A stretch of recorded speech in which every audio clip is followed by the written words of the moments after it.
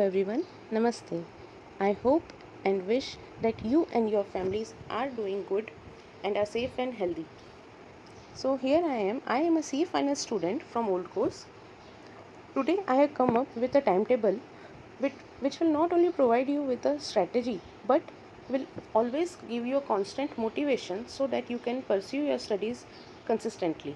जैसा कि आप सब जानते हैं कि अब हमारा जो अटैम्प्ट है वो नवंबर में शिफ्ट हो गया है, लेकिन उसकी भी कोई गारंटी नहीं है कि क्या वो अटैम्प्ट होगा या फिर क्या हम वो अटैम्प्ट दे पाएंगे। इसलिए मैंने एक ये टाइम टेबल बनाया है जो कि हर स्टूडेंट इन जनरल के लिए बेनिफिशियल है। तो ये मैटर नहीं करता आप सीए में हैं या इंटर पे हैं, फाइनल पे है, कोई से भी लेवल पर हो, कोई से भी प्रोफेशनल कोर्स में हो। If you are preparing for any exam you can follow this timetable or you can say a strategy. So let's start.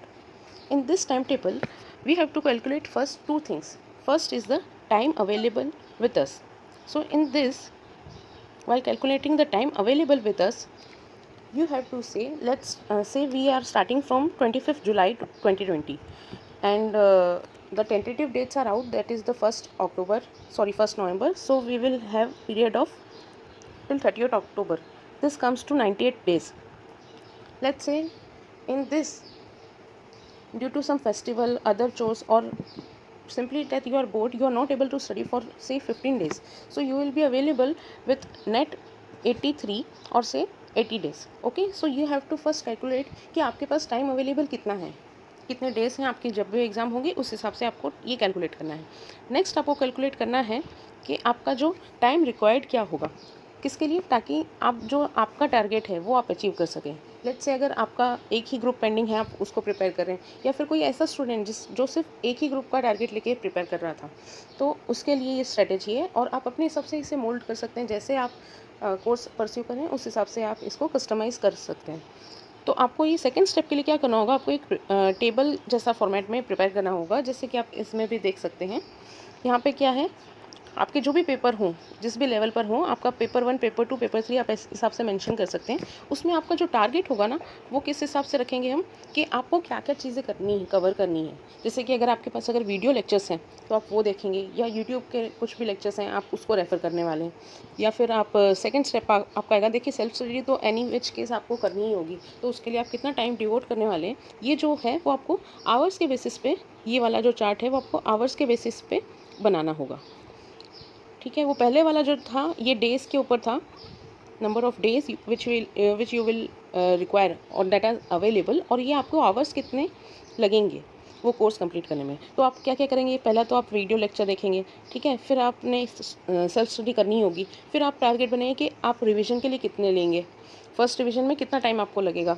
अगर आपने कोई टेस्ट सीरीज़ ज्वाइन करके रखी है तो से अगर आपका होल कोर्स वाला भी अगर आपने डिवीज़न करके रखा है, से 25 मार्क्स का हो, तो वो भी अराउंड 45 मिनट्स का होता ही है, और उस हिसाब से 8 से 10 टेस्ट होते हैं। तो आपको उसको जो आवर्स में आपको टाइम लगेगा मिनिमम से मिनिमम, वो आपको काउंट करना है। जैसे कि यहाँ पे मैंने 12 आवर्स ईच सब्जेक्ट के लिए पकड़ के रखा है।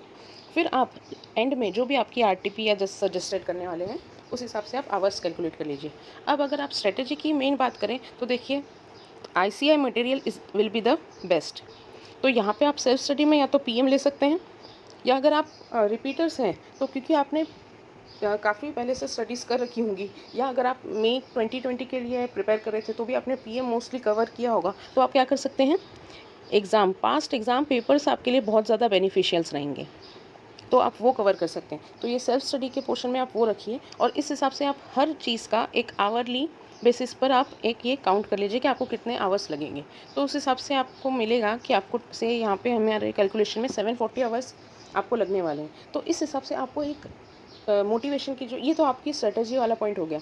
नेक्स्ट जो मैंने कहा था कि आपको रेगुलर कंसिस्टेंट मोटिवेशन मिलता रहेगा ताकि आपकी कंसिस्टेंसी बनी रहे स्टडीज़ में। तो वो कैसे होगा कि आप ये थर्ड स्टेप करेंगे, इफ़ेक्टिव स्टडी आवर्स रिक्वायर्ड क्या है वो आप कैलकुलेट कर लेंगे। उससे क्या होगा, जैसे आपने ये निकाल लिया कि आपकी ये 740 आवर्स आपको लगेंगे पढ़ाई कंप्लीट करने में, और आपके पास अवेलेबल है से 80 और 83 डेज़। तो उस हिसाब से आपको इफ़ेक्टिव स्टडीज़ जो आती है वो आती है 9 आवर्स। अगर आप उसको डिवाइड करेंगे तो आपको 9 आवर्स जो आपकी इफ़ेक्टिवली स्टडी है वो आपको करनी ही होगी।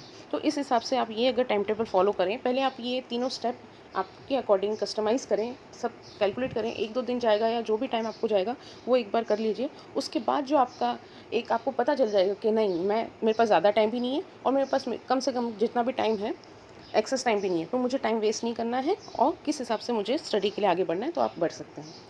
Okay, I hope this strategy helps you. Also you can view other videos that are available on this YouTube channel. So thanks for watching. All the best for exams.